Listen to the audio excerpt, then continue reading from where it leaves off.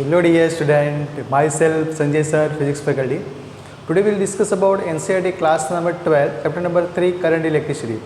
तो स्टूडेंट इस चैप्टर के अंदर हमने काफ़ी सारे टॉपिक का डिस्कशन कर चुके हैं.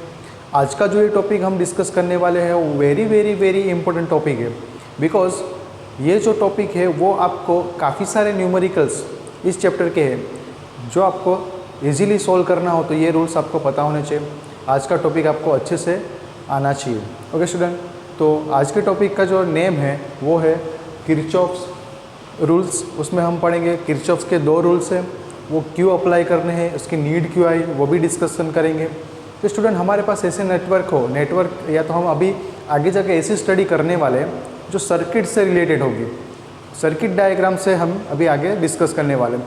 तो मान लो कि आपके पास कोई सर्किट हो, फॉर एग्जांपल जिसके अंदर बैटरी, फिर रजिस्टर, फिर ऐसे register, battery, register, okay, register, फिर तो ऐसी डायग्राम के अंदर आपको जब सोल्व करना हो तो आपके पास कोई ऑप्शन नहीं है कि इसमें करंट कितना जा रहा है, कौन सी ब्रांच में कितना करंट है, इस ब्रांच के अंदर वोल्टेज ड्रॉप कितना है. तो आप उसके लिए आपके पास कोई ऑप्शन ही नहीं है अभी.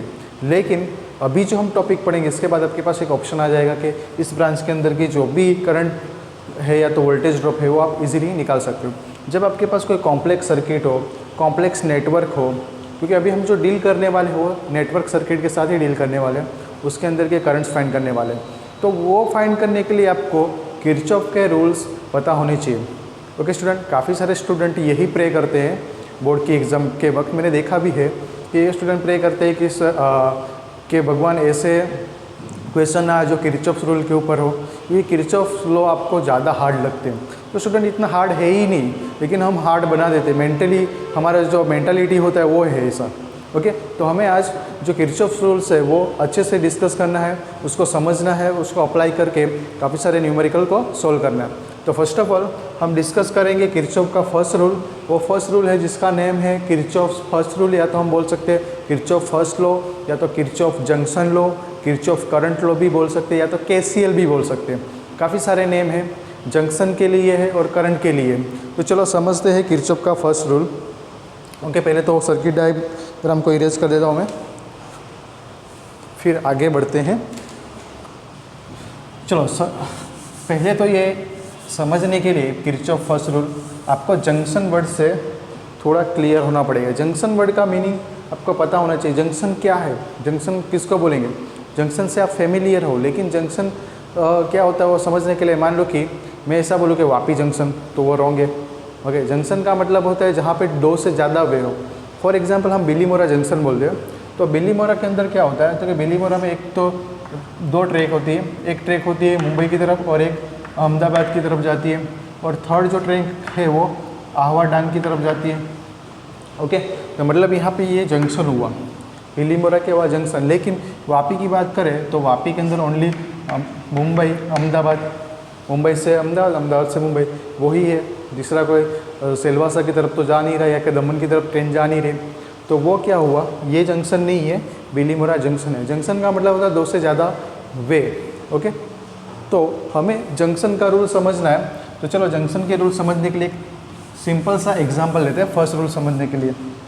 एग्जांपल कुछ इस तरह से कि मैं कंडक्टिंग वायर को ड्रॉ कर रहा हूँ. यहाँ पे ये कंडक्टिंग वायर को थोड़ा मैग्नीफाई करके ड्रॉ कर रहा हूँ.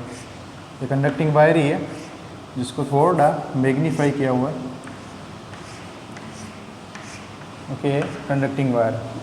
अभी इस वायर के अंदर मान लो कि यहाँ से ये चार्ज एंटर हो रहे हैं, मतलब करंट एंटर, ये एंट्री पॉइंट है और ये एंट्री है और ये एग्ज़िट है.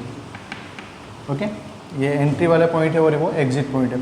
मान लो कि कोई टाइम इंटरवल में t टाइम में Q1 जितना चार्ज यहाँ से एंटर हो रहा है और Q2 जितना चार्ज t टाइम में यहाँ से एंटर हो रहा है, और Q जितना चार्ज यहाँ से t टाइम में बाहर निकल रहा है. तो क्यों ऐसा हो रहा है, देखो कि हमें पता है चार्ज का कंजर्वेशन कि दो चार्ज जा रहे हैं, मतलब कि चार्ज 1 यहाँ से और यहाँ से चार्ज 2 कोई टाइम में जा रहा है, मतलब में पर यूनिट टाइम में कुछ चार्ज इस क्रॉस सेक्शन एरिया से पास हो रहे हैं.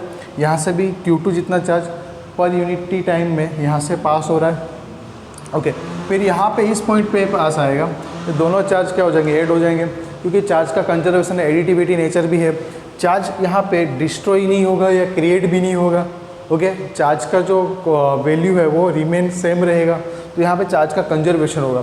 तो हम बोल सकते हैं कि ये जो Q/T है वो क्या होगा, सम ऑफ Q1/T प्लस Q2/T। तो ये क्या हुआ, ये I हुआ, Q/T मतलब पर यूनिट टाइम में जो चार्ज फ्लो हो रहा है वो करंट है, तो ये क्या होगा I1 प्लस I2। सिमिलर यहाँ पे भी हम ऐसे ही दिखाने वाले हैं। तो कंजर्वेशन ऑफ चार्ज के ऊपर से हम करंट की वैल्यू निकालेंगे। ओके स्टूडेंट, तो क्या यहाँ पे हम बोल सकते हैं incoming outgoing charge equals to incoming charge, या तो incoming current equals to outgoing current. तो बस वही तो हमारा फर्स्ट लॉ है। तो चलो समझते हैं अच्छे से डायग्राम ड्रॉ करके, जो टेक्स्ट बुक डायग्राम है। ओके, इस लॉ को KCL भी बोला जाता है, जंक्शन रूल्स भी बोला जाता है, तो अच्छे से समझना।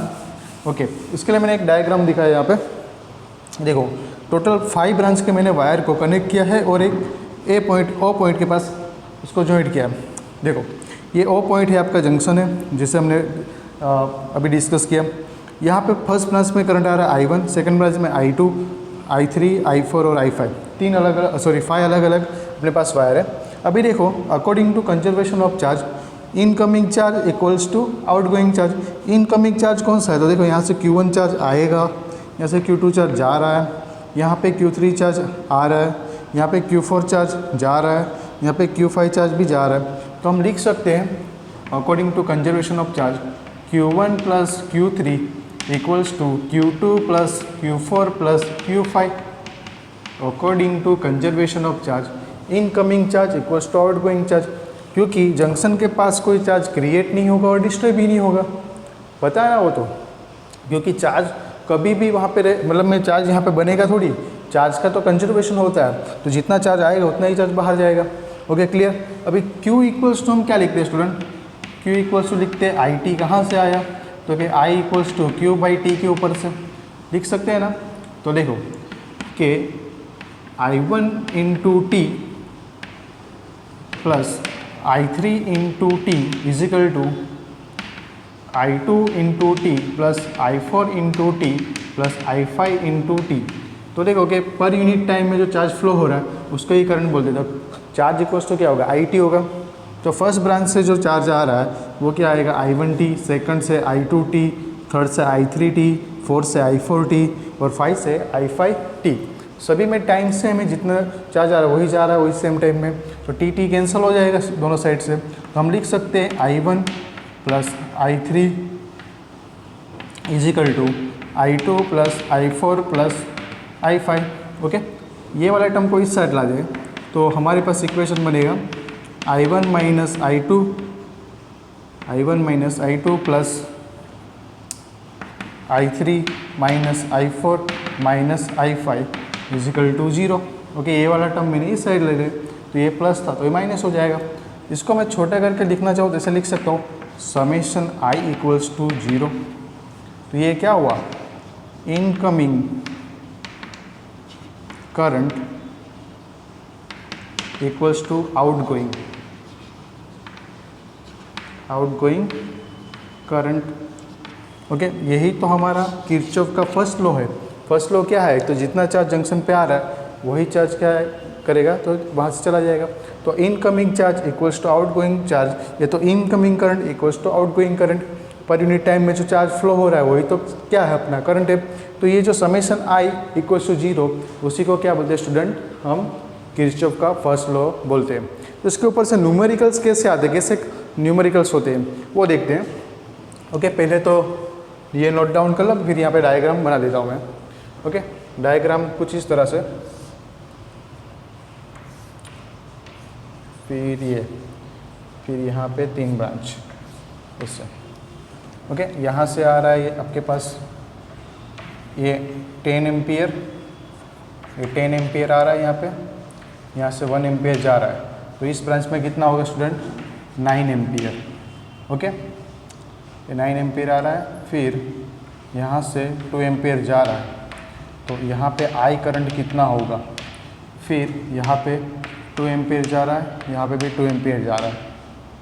ओके, तो ये वाली ब्रांच में आई डैश कितना होगा। क्वेश्चन इस तरह से होते हैं। तो आप सिंपल देखो, यहाँ से करंट 10 एम्पीयर आया, यहाँ से करंट 1 एम्पीयर चला गया, तो यहाँ पे एम्पीयर कितना रहा, 9 एम्पीयर रहा। तो यहाँ से 9 एम्पीयर आएगा, यहाँ से 2 एम्पीयर जा रहा है, तो ये वाला जो करंट होगा वो आपका कितना होगा, 7 एम्पीयर। ओके, ये 7 एम्पीयर होगा। ये 7 एम्पीयर में से 2 एम्पीयर इस तरफ गया, 2 एम्पीयर इस तरफ गया, तो ये ब्रांच में कितना आएगा, तो कि 3 एम्पीयर। ये आपका आई डैश, ये 3 और 7 आपका आंसर है। तो कि इस तरह से कुछ क्वेश्चन होते हैं इस वाले टॉपिक से ऊपर से। ओके, तो अच्छे से नोट कर लो। जंक्शन किरचॉफ फर्स्ट रूल, या तो आपको उसको लिख सकते हो junction rule. Okay, Kirchhoff first rule या तो किरचॉफ करंट रूल्स भी लिख सकते हो, KCL भी लिख सकते हो शॉर्ट फॉर्म में। ओके, अच्छे से नोट करो। इसके बाद सेकंड लॉ हम डिस्कस करते हैं।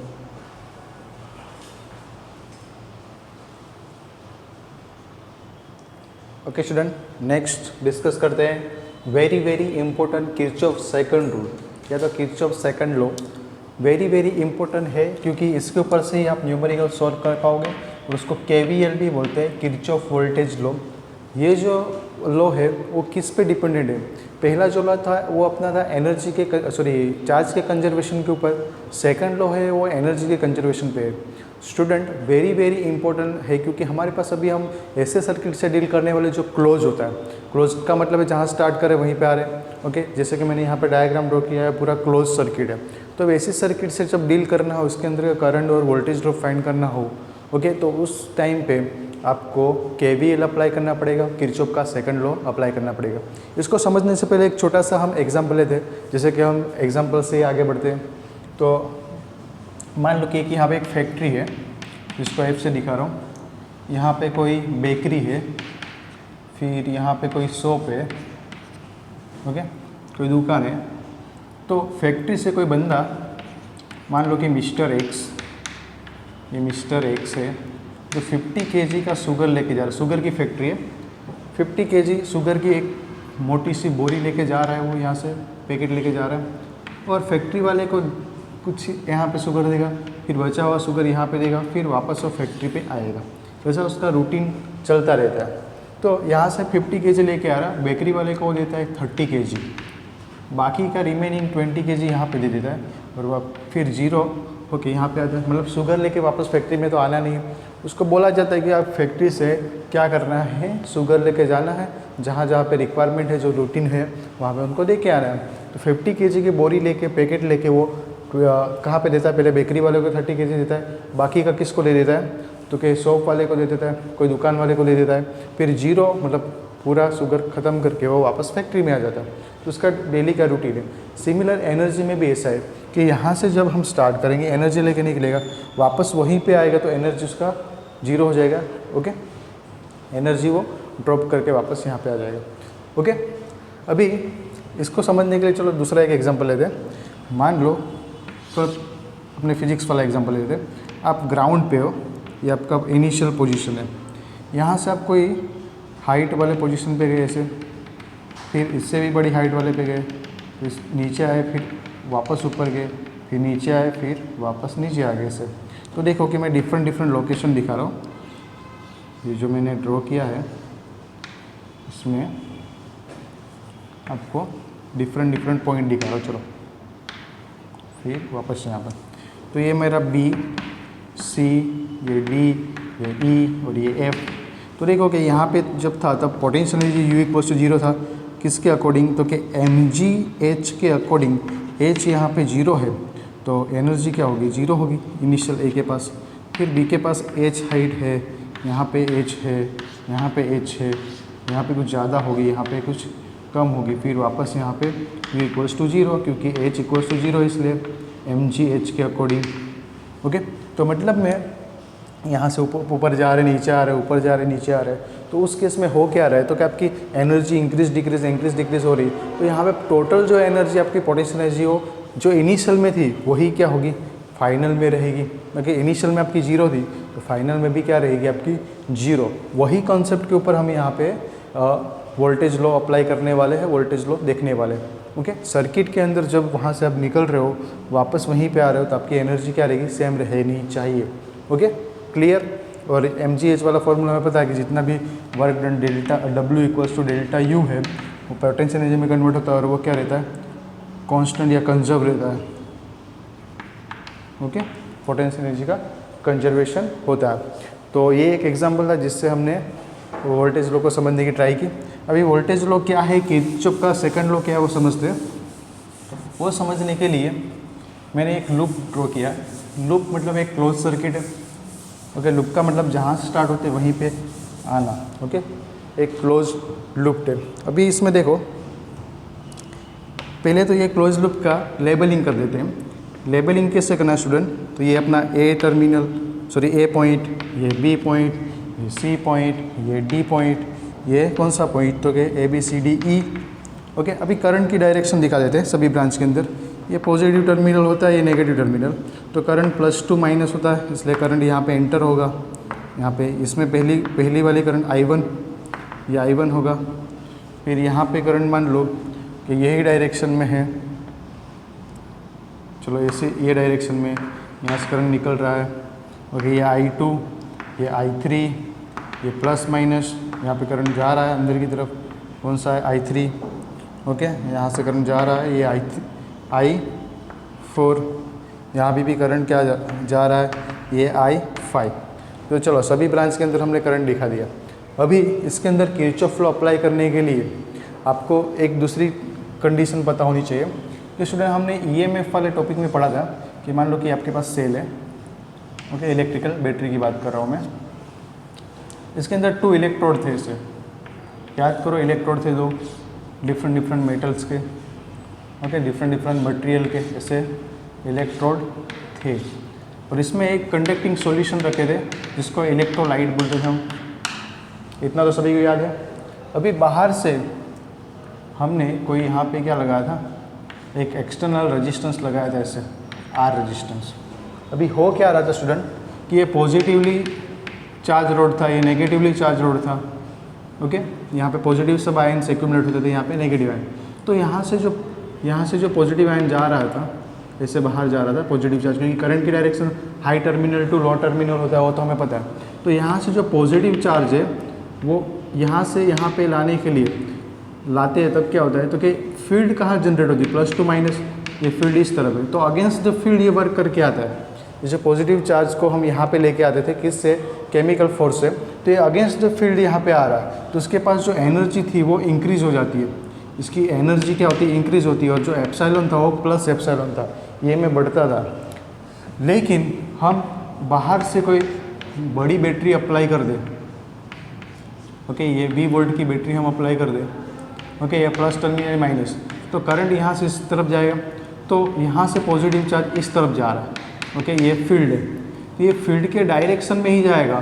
तो फील्ड के डायरेक्शन में तो कोई वर्क करना ही नहीं पड़ेगा, तो एनर्जी इंक्रीज थोड़ी होगी, एनर्जी लॉस होगी। तो एनर्जी यहाँ पे डिक्रीज होगी और यहाँ पे एप्सिलॉन आपका क्या होगा, माइनस होगा। ये आपने डिस्कस किया था, लेकिन उसको वापस से रिकॉल कर रहे हैं। ओके स्टूडेंट, पहले वाले केस में क्या हो रहा था, तो ये डिस्चार्जिंग कंडीशन है, ये डिस्चार्जिंग है। और ये वाली कंडीशन कौन सी है, चार्जिंग वाली कंडीशन है। ओके क्लियर, ये डिस्चार्जिंग और ये चार्जिंग की कंडीशन। डिस्चार्जिंग कंडीशन में एनर्जी मिलती थी, ये किसको मिलती थी, तो क्या पॉजिटिव चार्ज को, यहाँ से यहाँ पे जाने के लिए। मतलब इनसाइड द सेल फ्लो कहाँ से कहाँ होता है करंट का, negative to positive inside the cell, जब डिस्चार्जिंग कंडीशन होती है तब। ओके, जब पॉजिटिव टू नेगेटिव फ्लो होता है तो एनर्जी क्या होती है, डिक्रीज होती है, इसलिए माइनस एप्सिलॉन हम लिखते थे। क्लियर, इतनी बात याद रखना। अभी ये समझने के लिए किरचॉफ वोल्टेज लॉ अप्लाई करने के लिए कुछ साइन कन्वेंशन आपको पता होने चाहिए।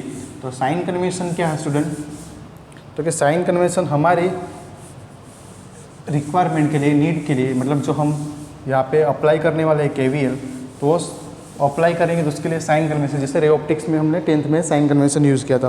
तो पहले वोल्टेज ड्रॉप के लिए साइन कन्वेंशन ले लेते हैं। साइन कन्वेंशन कुछ इस तरह से, चलो फर्स्ट ये मान लो कि रजिस्टर है, फिर ये सेकंड साइन कन्वेंशन के लिए रजिस्टर ही लगा देते हैं, फिर थर्ड बैटरी के लिए, ये फोर्थ वो भी बैटरी के ही लिए। ओके, तो देखो मान लो कि इसमें करंट इस तरफ जा रहा है, ये करंट आई, ये आर, तो मुझे इस रजिस्टर के अक्रॉस में वोल्टेज ड्रॉप लिखना हो, वो वोल्टेज ड्रॉप क्या होगा? तो स्टूडेंट आपको पता है कि करंट का फ्लो कहाँ से कहाँ होता है, high terminal to low terminal. Arrow इस तरफ है, इसका मतलब ये टर्मिनल आपका हाई पोटेंशियल होना चाहिए, ये हाई पोटेंशियल होना चाहिए और ये लो पोटेंशियल होना चाहिए। फ्लो आपका हाई टू लो हो और आपकी डायरेक्शन, आप सर्किट में है ना, जब सॉल्यूशन करने जाओगे तब आप भी इसके साथ मूव होगे, तो आपकी दो डायरेक्शन हो सकती है। ये आपकी डायरेक्शन है, ये कौन सी डायरेक्शन? क्लॉकवाइज। आप एंटी क्लॉकवाइज भी जा सकते हैं, ऐसा ज़रूरी नहीं है कि क्लॉकवाइज ही आप सॉल्यूशन करने के लिए अंदर एंटर हो। ओके, आपकी ये जर्नी की डायरेक्शन है, और जर्नी की डायरेक्शन क्लॉकवाइज या एंटी क्लॉकवाइज दोनों ले सकते हैं। यहाँ पे मैंने क्लॉकवाइज लिया, तो देखो कि आपकी डायरेक्शन और करंट की डायरेक्शन, ये आवर जर्नी की डायरेक्शन है। ओके, ये जे लिख रहा हूँ, ये जर्नी की डायरेक्शन और ये करंट की डायरेक्शन आई। तो जर्नी की डायरेक्शन और करंट की डायरेक्शन सेम हो तो देखो कि जर्नी के वक्त क्या होगा कि हाई पोटेंशियल है, लो पोटेंशियल है, तो इस तरफ जा रहे हैं हम, किस तरफ जा रहे हैं? हाई टू लो जा रहे हैं। इसका मतलब है पोटेंशियल क्या होगा? ड्रॉप होगा। सिंपल याद रखना हो आपको, तो ये प्लस टर्मिनल, ये माइनस, क्योंकि करंट फ्लो होता है हाई टू लो, मतलब हाई पोटेंशियल को प्लस से दिखाते हैं, लो पोटेंशियल को माइनस। तो लास्ट में जो साइन आ रही है वही पोटेंशियल आपको मिलेगा। मतलब में यहाँ पे जो वोल्टेज ड्रॉप होगा वो माइनस आई आर, क्योंकि पोटेंशियल ड्रॉप हो रहा है। ड्रॉप होता है तो उसको हम स्टूडेंट नेगेटिव से दिखा रहे हैं, तो यहाँ पे मैंने नेगेटिव से दिखाया हुआ है। Clear? High to low current flow होता है, आपकी डायरेक्शन जर्नी की भी सेम है, तो पोटेंशियल डिक्रीज हो रहा है, डिक्रीज हो रहा है तो माइनस से दिखाना है। लेकिन स्टूडेंट करंट मान लो कि इस तरफ ही जा रहा है आई, और अपनी डायरेक्शन इस तरफ है।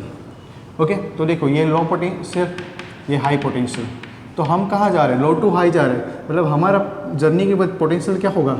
इंक्रीज होगा। इंक्रीज होगा क्योंकि ये माइनस, ये प्लस, लास्ट वाला टर्मिनल देखो प्लस आ रहा है, तो यहाँ पे पोटेंशियल क्या आ गया? Plus I R. क्लियर? फिर बैटरी की बात करें, मान लो कि एप्सिलॉन वाली बैटरी है, ये माइनस, ये प्लस, ये प्लस, ये माइनस। अभी देखो कि हमारी जर्नी की डायरेक्शन इस तरफ है। ओके, प्लस टू माइनस हमारी सेल आ रहा है, तो पता है सेल के अंदर प्लस टू माइनस हो रहा है, इसका मतलब क्या हो रहा है? वोल्ट प्लस टू माइनस में क्या होता है स्टूडेंट? ये हमने अभी रिसेंटली देखा,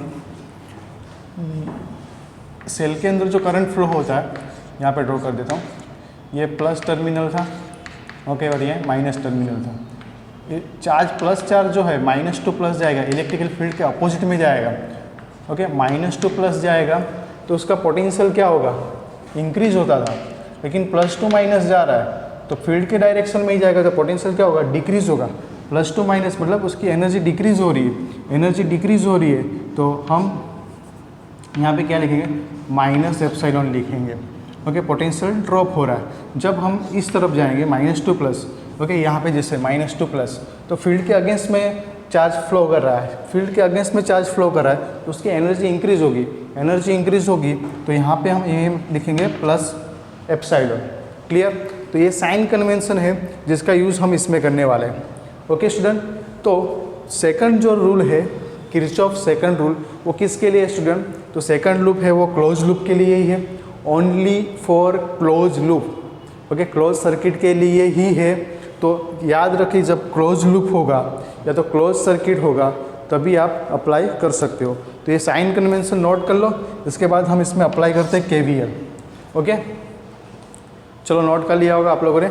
अभी हम केवीएल अप्लाई करते हैं यहाँ पे, इसको इरेज कर रहा हूँ।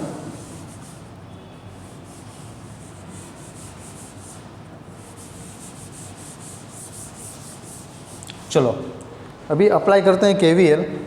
तो according KVL, Kirchhoff voltage law, या तो अप्लाइंग केवीएल, चलो अप्लाइंग करते हैं लूप के अंदर। Applying KVL, applying KVL in loop. कौन सा लूप? तो स्टूडेंट ए से स्टार्ट करते हैं। देखो यहाँ पे करंट ऐसे जा सकता है, ऐसे निकल सकता है, ऐसा ज़रूरी नहीं है कि इतने ही लूप होगा, आगे भी सर्किट हो सकती है। Applying KVL in loop A B C D E A. Okay, वापस कहाँ पे आना है? वहीं पे आना है, तो लूप कंप्लीट होगा। जहाँ से स्टार्ट करो वापस वहीं पे आना है, जो फैक्ट्री वाला एग्जांपल लिया था वैसे। तो चलो ए टर्मिनल से स्टार्ट करते हैं।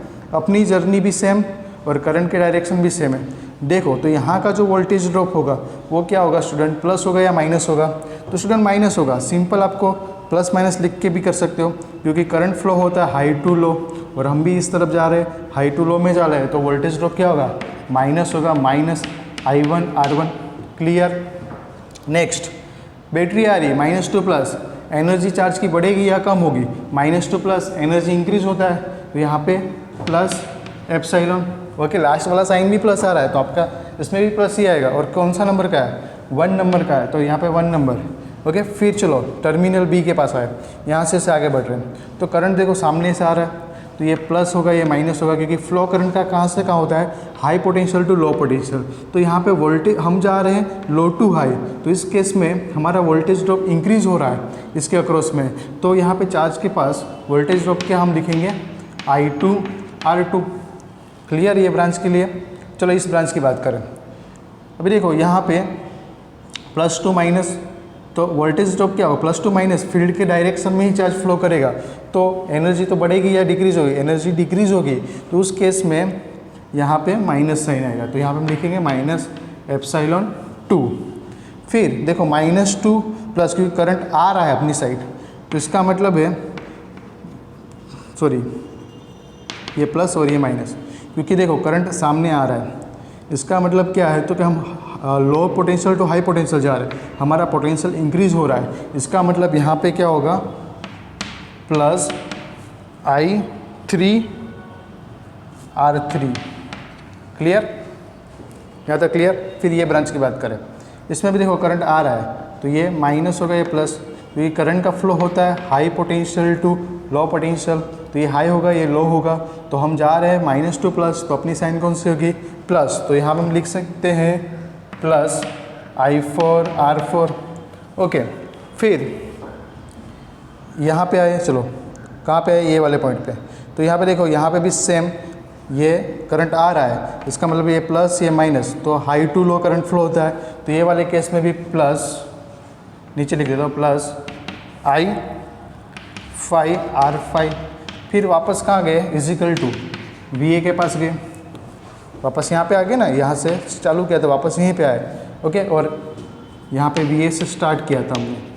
Okay, clear. ये यहाँ का पोटेंशियल VA था, वापस वही पोटेंशियल पे आएंगे, जैसे हमने वो एनर्जी वाला डायग्राम देखा था उसमें, कि जहाँ स्टार्ट करे वहीं पे आ रहे सेम पोटेंशियल, तो ये VA कैंसिल आउट हो जाएगा, तो हमारा इक्वेशन ऐसा होगा, देखो यहाँ पे मैं लिखता हूँ, चलो यहीं पे लिख देते हैं,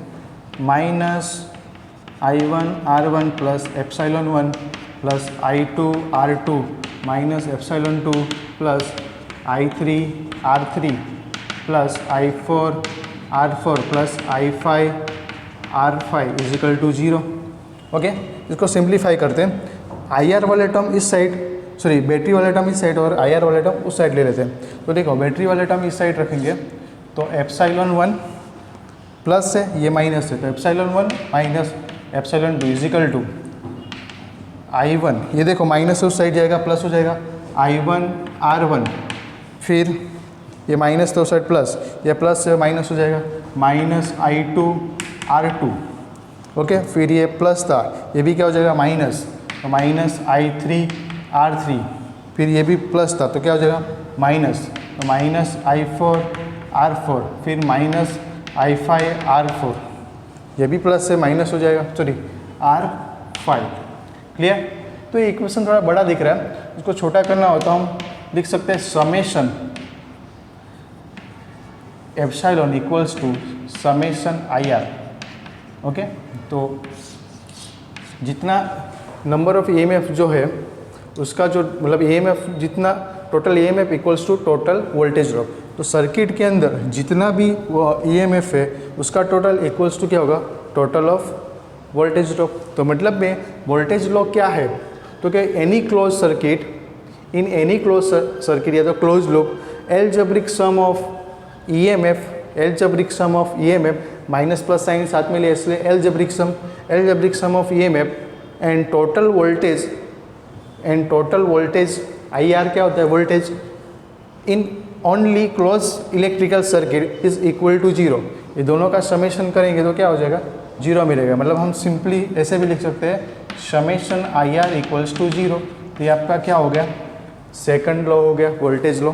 वेरी वेरी इंपॉर्टेंट लॉ है स्टूडेंट। हमने 2 लॉ पढ़े, फर्स्ट लॉ था वो एनर्जी का कंजर्वेशन के ऊपर था, एनर्जी के कंजर्वेशन, सॉरी फर्स्ट लॉ था वो चार्ज के कंजर्वेशन को डिफाइन करता था। सेकंड लॉ है वो एनर्जी का कंजर्वेशन दिखाता है कि इनिशियल एनर्जी वापस फाइनल एनर्जी। वोल्टेज क्या है स्टूडेंट?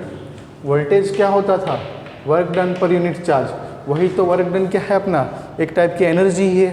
तो मतलब में ये एनर्जी के कंजर्वेशन पे, ये एनर्जी का कंजर्वेशन के लॉ को ओबे करता है। और ये ओनली एप्लीकेबल है किसके लिए? क्लोज सर्किट के लिए, लूप के लिए। ओके, ये ओपन सर्किट के लिए एप्लीकेबल ही नहीं है। ओपन सर्किट में ये अप्लाई ही नहीं कर सकते, और जंक्शन होगा तो हम फर्स्ट रूल अप्लाई करेंगे। क्लियर? अच्छे से नोट कर दो, वेरी वेरी इंपॉर्टेंट है। और एक दूसरी बात कि यही डायग्राम बनाना ऐसा नेसेसरी नहीं है, आपको जैसा मन करे वैसा डायग्राम बनाओ, लेकिन उसमें ये रूल्स अप्लाई होने चाहिए, साइन कन्वेंशन यूज होनी चाहिए, और वो क्लोज सर्किट होना चाहिए। ओके, तो उसके लिए आप कोई भी सर्किट बना सकते हो, और डिफरेंट मेथड होती है डिफरेंट टीचर्स की समझाने की। मुझे ये मेथड ईजी लगती है, इसलिए मैं ये मेथड से आपको एक्सप्लेन करता हूँ। Okay, clear? नोट कर लो।